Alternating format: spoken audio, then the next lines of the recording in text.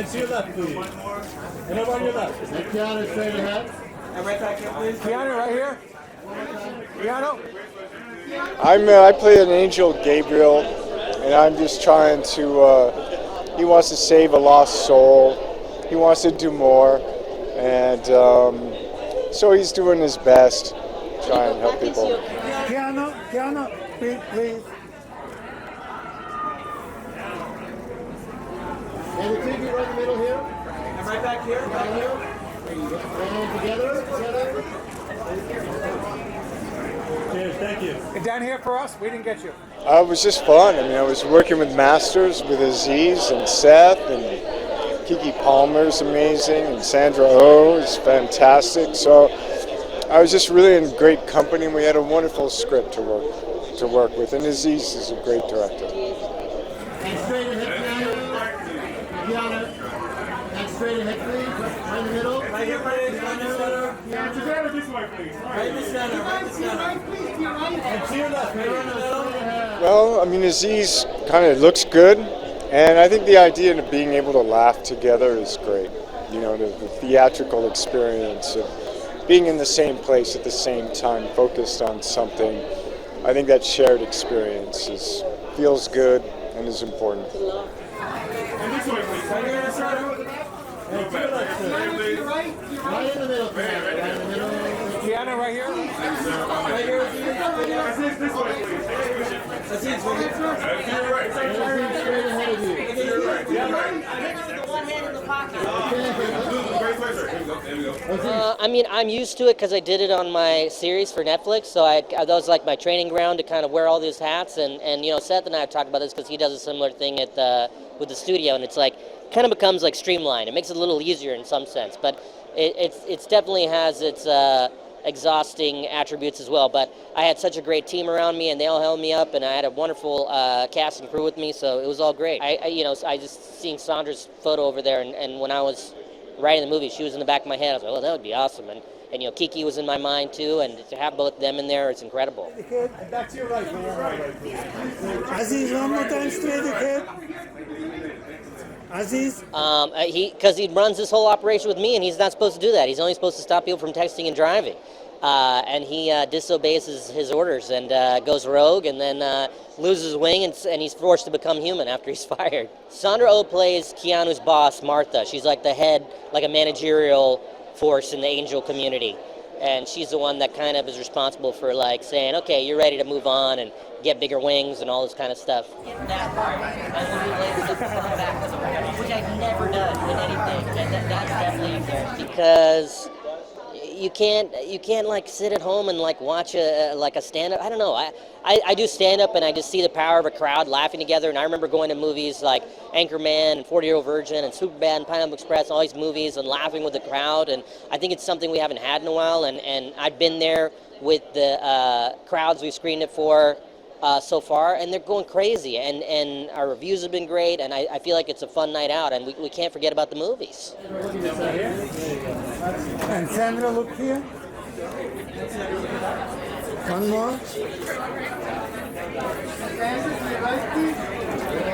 And Sandra, down here. Thank you. One more here, Sandra. Aziz's script, the cast, and the opportunity, honestly, to play an angel. I thought it was going to be fun. I thought it was going to be fun, you know, to be able to enjoy scenes with Keanu. But really, it was Aziz in his script. I think it always has to do with what is the story, what is the script, what are you wanting to say. And I think, you know, hopefully this film will land just right for a lot of people. It's a nice film. You'll have a nice time, you know, and you'll enjoy yourself. Yeah.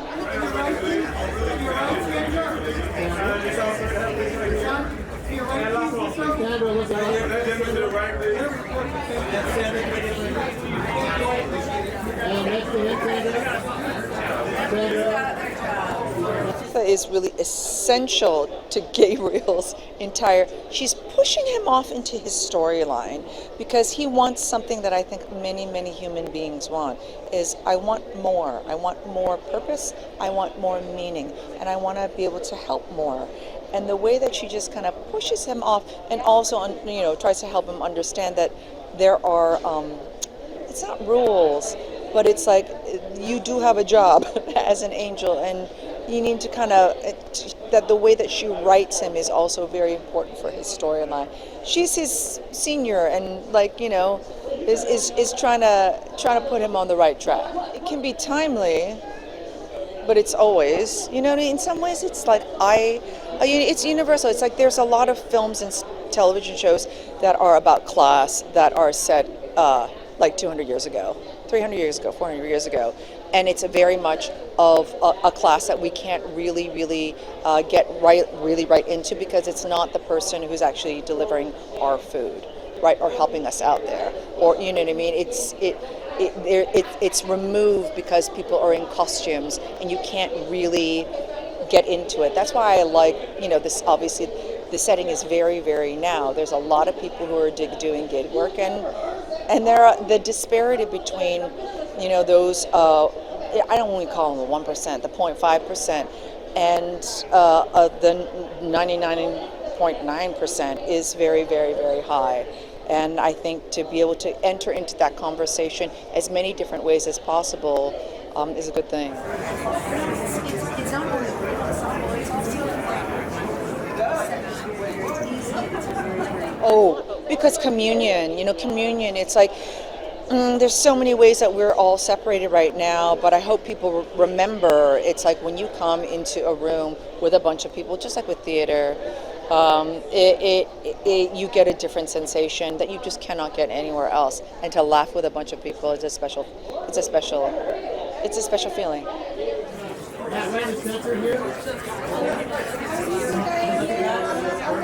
And Matt, just one more here. Matt?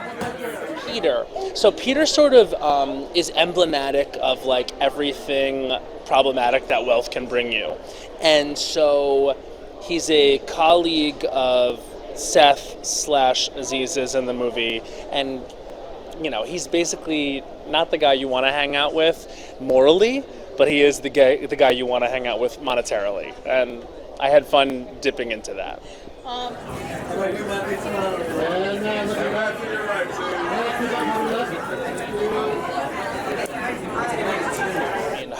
I think that we're all feeling the separation of wealth in this country, and how it affords a lot of people opportunities, and not just because they work harder. I think the most hardworking people in this country are the people that make the least, and I think that it's about time we have a piece of mainstream comedy that really tackles that, because I believe that as comedians and as writers and as satirists, we need to be taking on the real problems.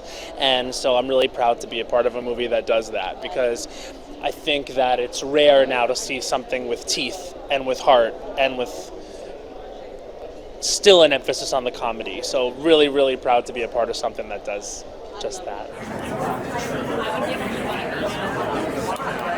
He's great. I really think that Aziz is obviously such a talented writer and performer, but as a director, he's very assured. He really wants what he wants, and he had a really good group of people around him that he's worked with for a very long time that all speak the same language. So it was great to be on a set that had like a common goal. A lot of words didn't need to be spoken sometimes. It was just like, we know we're going again, and then when they got it, it was like everyone felt really good. So the vibes were very good on set. Very good. I try not to go that high. If I couldn't use a flash, I would, of course. But I don't want the weird shadows under their eyes.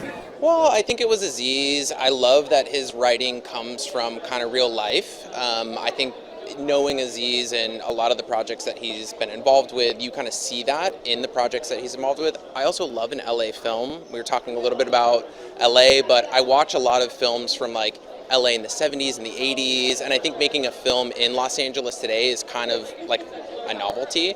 Everything's made not in LA, even though it's supposed to be in LA or New York. So the fact that it was an LA-based film, directly pulled from kind of our friendship and how we interact, was really special, so I couldn't say no. I play myself, so I'm a vintage watch dealer in real life. I travel the world and I source vintage horological objects. So in my scene, I'm helping Jeff acquire a 40th birthday present, which is not that uncommon for me to do. So, and then in the film, there's watches all throughout the film. So instead of using prop watches and things like that, we actually use real watches for the film. So that's pretty special and cool. It's pretty normal. I mean, it was kind of just like an average Tuesday, to be honest. So it was pretty great, pretty easy. It was really fun.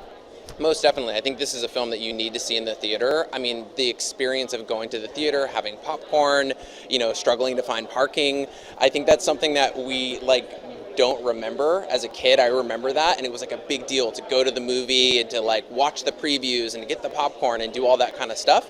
Now everybody kind of just waits for it to come out and stream it. So the fact that this is in theaters and in a way, I think the film was kind of maybe created to be viewed in a theater. So I definitely think it's important to see this one in the theaters for sure.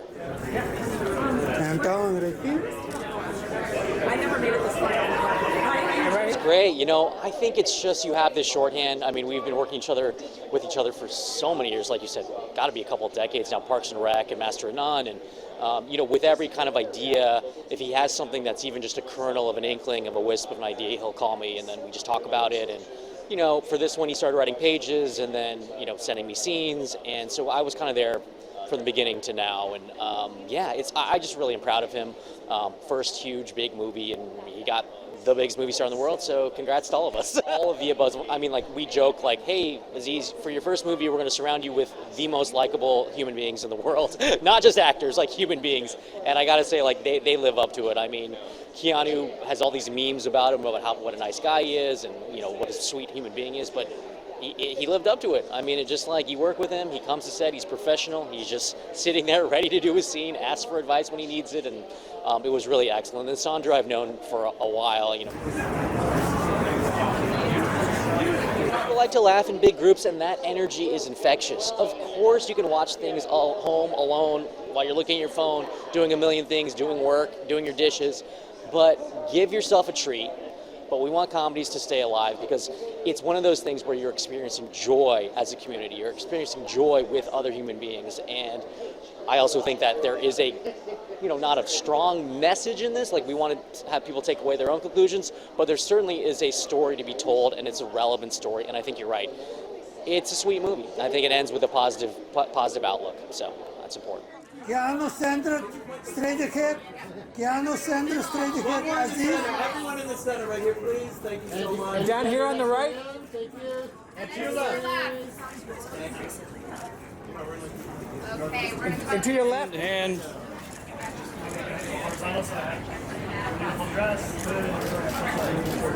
thank you. I went down the center. Right down here, please.